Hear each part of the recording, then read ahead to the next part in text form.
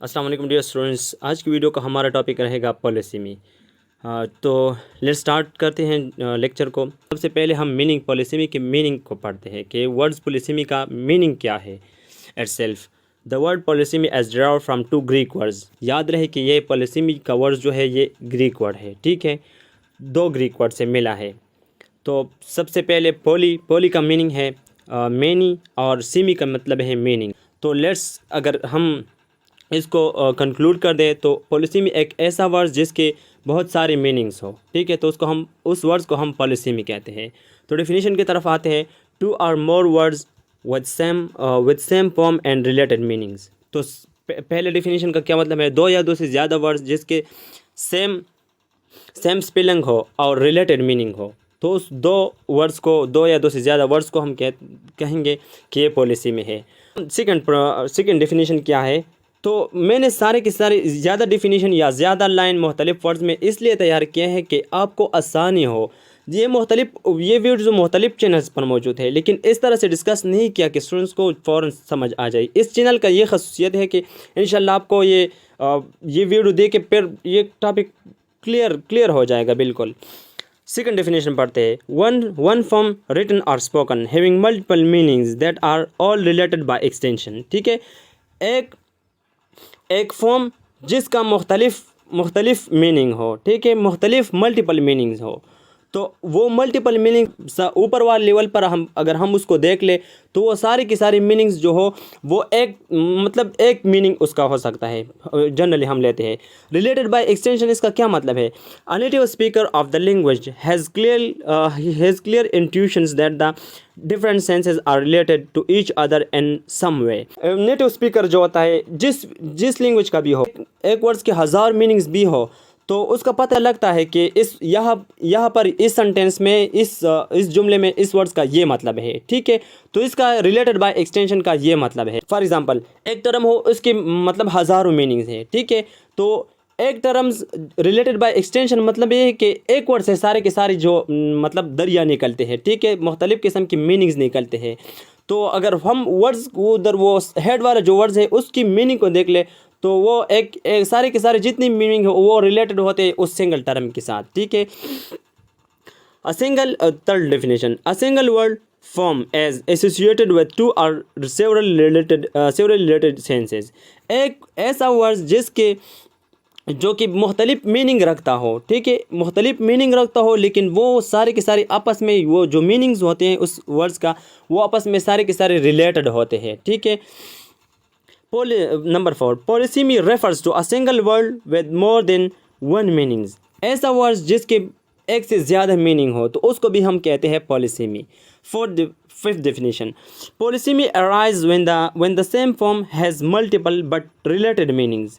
पॉलिसेमी हम ऐसे भी वर्ड्स को कहते हैं जिसकी मीनिंग ऐसा वर्ड जिसकी मल्टीपल मीनिंग हो, लेकिन मल्टीपल मीनिंग्स सारे के सारे कुछ ना कुछ हद तक आपस में रिलेटेड हो, ठीक है। तो लास्ट वाला डेफिनेशन पढ़ते हैं। Polysemy is the case where a word has several very closely related meanings. ऐसे वर्ड्स जिसके बहुत मीनिंग्स तो होंगे लेकिन वो सारे के सारे क्लोजली रिलेटेड हो, तो उस वर्ड्स को हम कहते हैं पॉलिसेमी। चलो पढ़ते हैं जो लास्ट मैंने खुद एक इंटरप्रिटेशन उसके लिए तैयार किया है आपकी आसानी के लिए। Two are more words which have same pronunciation, spelling and related meanings. This particular relationship among words meanings as known as polysemy. दो या दो से ज़्यादा वर्ड्स जिसकी प्रोनाउंसिएशन भी सेम हो और स्पेलिंग भी सेम हो, ठीक है, और मीनिंग रिलेटेड हो, ऐसे वर्ड्स को हम कहते हैं पॉलिसेमी। सिंपल बस। अब अभी हम कुछ एग्जांपल उसके पढ़ते हैं। Example, arms. एक आर्म मीन्स ह्यूमन का जो इंसान होते हैं उसका भी एक हाथ होता है, ठीक है। आर्म्स, ये वर्ड्स हम चेयर के लिए भी इस्तेमाल करते हैं। आर्म्स ऑफ चेयर की कुछ हाथ होते हैं ना जिस पर हम हाथ रखते हैं, ठीक है, उसको भी अंग्रेज़ी में आर्म्स कहते हैं, ठीक है। तो तीसरा आर्म्स वाइंड मिल्स जो होते हैं उसके भी वो जो हवा के लिए अगर आपने कुछ गूगल पर सर्च करें वाइंड मिल्स आपको पिक्चर आएंगे, उसके भी आर्म्स होते हैं, ठीक है। तो 3 डिफरेंट वर्ड्स है लेकिन मीनिंग उसका क्या है? मीनिंग भी कुछ ना कुछ रिलेटेड है। किस तरह रिलेटेड है? हैंड लाइक थिंग्स को हम जिस मीन्स ह्यूमन की भी हाथ होते हैं, उसको भी हम आर्म्स इस्तेमाल करते हैं। चेयर्स की भी कुछ हैंडल होते हैं, ठीक है, उसके मतलब एक हैंडल लाइक एक हैंड लाइक चीज़ होता है जी। सारे के सारे एक्सटेंशन ये है, रिलेटेड बाय एक्सटेंशन का ये मतलब है कि सारे के सारे हाथ अगर हम बड़े लेवल पर सोचे तो तीनों का हाथ होता है, ठीक है, हाथ के लिए भी इस्तेमाल करते हैं। एक मतलब चेयर का भी इस तरह कुछ अगर हम सिंपल वर्ड्स में देखें, चेयर का हाथ होता है, ठीक है, जिस पर हम हाथ रखते हैं। आर्म्स, उसको भी आर्म्स कहते हैं। ह्यूमन के लिए भी आर्म्स इस्तेमाल होते हैं और वाइन मिल्स के लिए भी वाइन आर्म्स इस्तेमाल होते हैं, ठीक। अभी हम देखते हैं मौत देखें, एक वर्ड है ना मौत ऑफ रेवर की भी मतलब मौत का रेवर का भी एक मौत होता है ना, जैसे हम दरिया शुरू होता है, ठीक है। मौत ऑफ एंड एनिमल्स का भी मौत होता है, ठीक है। कैफ का भी मौत होता है, ठीक है। पार्ट ऑफ ह्यूमन फेस में भी एक मौत होता है ना, ठीक है। वर्ड्स क्या है? सेम मीनिंग है, दो या दो से ज़्यादा वर्ड्स हैं, ठीक है। सेम मीनिंग, सेम प्रोनाउंसिएशन है, सेम स्पेलिंग है, लेकिन मीनिंग सारे के सारे रिलेटेड है। किस तरह से रिलेटेड? डिफरेंट मीनिंग है, लेकिन ओवरऑल अगर हम सोचें तो ये रिलेटेड है आपस में, ठीक। किस तरह से? अ होल ओपनिंग इनसाइड, सारे के सारे अगर दरिया का भी मौत होता है तो जैसे हम एंटर होते हैं दरिया में, उसको मौत इस्तेमाल करते हैं उनके लिए। एनिमल्स का भी मौत मीन्स इनसाइड जो ओपनिंग होता है, एनिमल्स जिससे कहता है, ठीक है। केफ का भी इस तरह यानी इनसाइड ओपनिंग, जिससे हम अंदर जाते हैं केफ में, ठीक है। तो ह्यूमन का भी मौत जो होता है वो अंदर उसके ज़रिए से खुराक आता है, मीन्स एक ऐसा रास्ता जो कि अंदर की तरफ जाता है ओवरऑल अगर हम सोचें तो, ठीक है। तो ये रिलेटेड बाय एक्सटेंशन का ये मतलब है कि ओवरऑल सारों का सारा एक ही मतलब निकलता है। तो थर्ड डेफिनेशन पढ़ते हैं, रन, ठीक है। 3 रन है ना, स्पेलिंग सेम है, मीनिंग प्रोनाउंसिएशन भी सेम है। रन ऑफ पर्सन पर एक मतलब ह्यूमन भी रन लगाता है, ठीक है, दौड़ता है। और वाटर भी दौड़ता है। कलर भी इस तरह से देखिए ना, हम दीवार को कलर लगा देते हैं तो बारिश हो जाती है, हम कहते हैं मतलब रंग चला गया, या हम ज़मीन पर गिराते हैं, ठीक है, तो और कलर्स रन्स ऑन ग्राउंड, ठीक है, तो ज़मीन पर कलर जाता है, ठीक है, तो इस तरह से बह जाता है ज़मीन पर। तो सारे के सारे स्पेलिंग भी सेम है, प्रोनाउंसिएशन भी सेम है। तो रिलेटेड बाय एक्सटेंशन मतलब किस तरह से ये सारे के सारे रिलेटेड है, पॉलिसी में किस तरह से है। Leave the current place and go somewhere else, सारे के सारे ओवरऑल ये मतलब है ना, जो अगर पर्सन रन लगाता है, वाटर लगाता है या कलर दौड़ता है, ठीक है, तो इसका मतलब है कि करंट प्लेस वो छोड़ता है, ठीक है, मौजूदा प्लेस दूसरी तरफ मुंतकिल हो जाता है, दूसरी जगह मुंतकिल हो जाता है। तो ओवरऑल इसका ये मतलब होता है। तो इसलिए इसको हम कहते हैं पॉलिसी में ऐसे वर्ड्स जिसका प्रोनाउंसिएशन सेम हो, स्पेलिंग सेम हो, लेकिन डिफरेंट मीनिंग हो, लेकिन ओवरऑल अगर हम सोचें वो कुछ ना कुछ हद तक रिलेटेड हो आपस में, तो उसको हम कहते हैं पॉलिसी में। डिफरेंट बिटवीन पॉलिसीमी एंड हार्मोनीमी, किस तरह से देखें, हार्मोनीमी ऐसे वर्ड्स होते हैं जिसके स्पेलिंग सेम हो, प्रोनाउंसिएशन सेम हो, लेकिन एक वर्ड्स की मुख्तलिफ ज़्यादा मीनिंग्स होते हैं, ठीक है। अब पॉलिसीमी में भी इस तरह होते हैं, स्पेलिंग और प्रोनाउंसिएशन सेम होते हैं लेकिन रिलेटेड मीनिंग होते हैं। तो डिफरेंट क्या है इसमें? देखिए, पॉलिसी में हम पहले पढ़ते हैं 2 or more words which have same pronunciation and spelling but related meaning। Policy में स्पेलिंग और प्रोनाउंसिएशन दोनों सेम होते हैं, लेकिन मीनिंग जो होते हैं वो रिलेटेड होता है।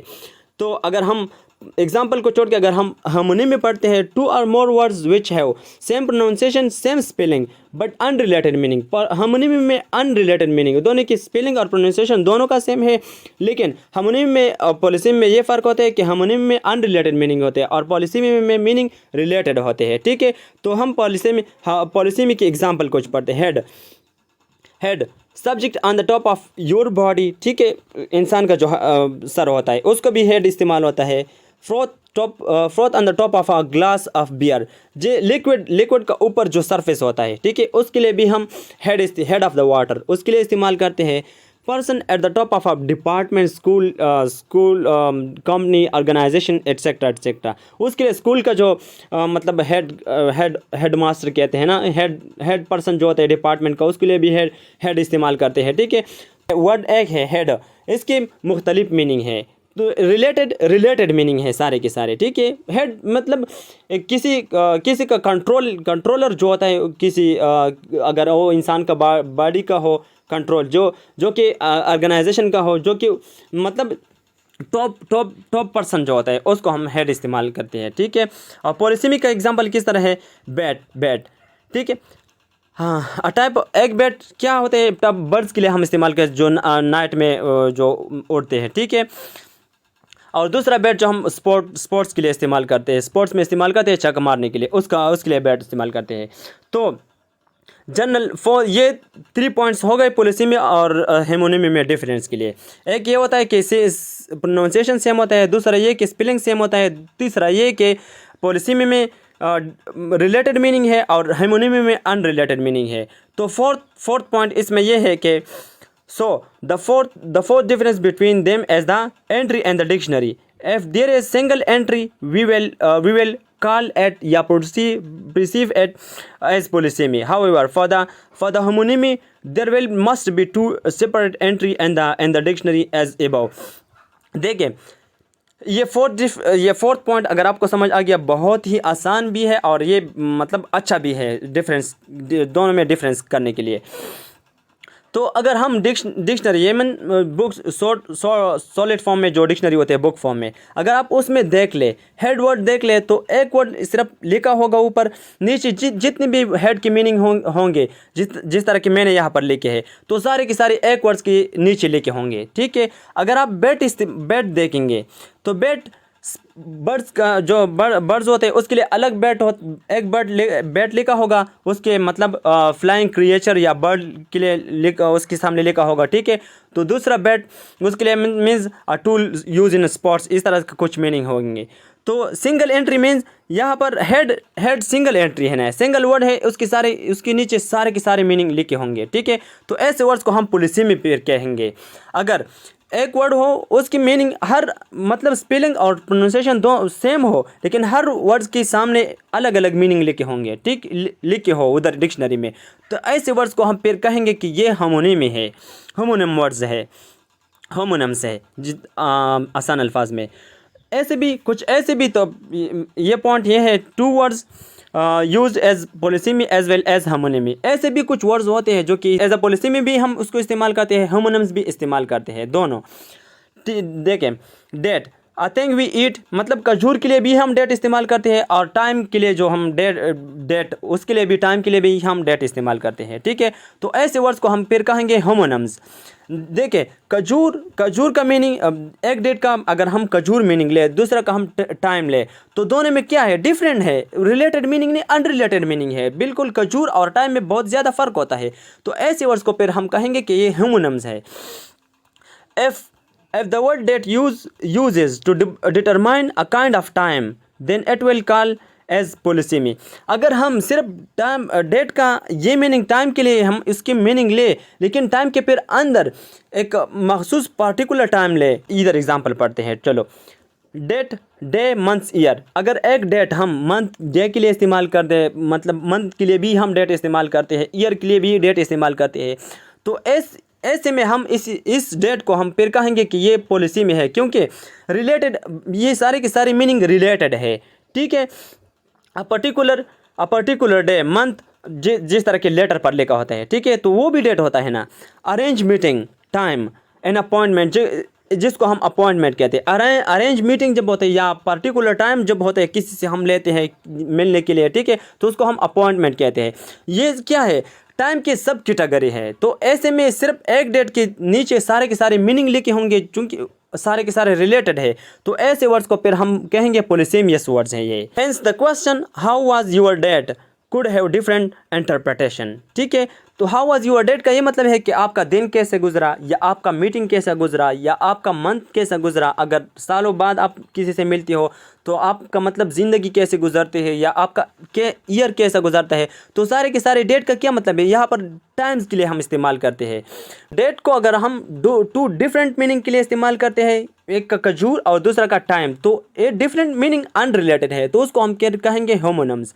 अगर हम टाइम की मीनिंग लेते हैं, डेट जो टाइम के लिए इस्तेमाल करते हैं, तो फिर उसमें सब टाइम मतलब एक टाइम की किस्म के लिए हम अगर उसको डेट को इस्तेमाल कर दें, तो ऐसे में हम उसको पॉलिसेमियस वर्ड्स कहते हैं, यानी पॉलिसेमी कहेंगे फिर इसको।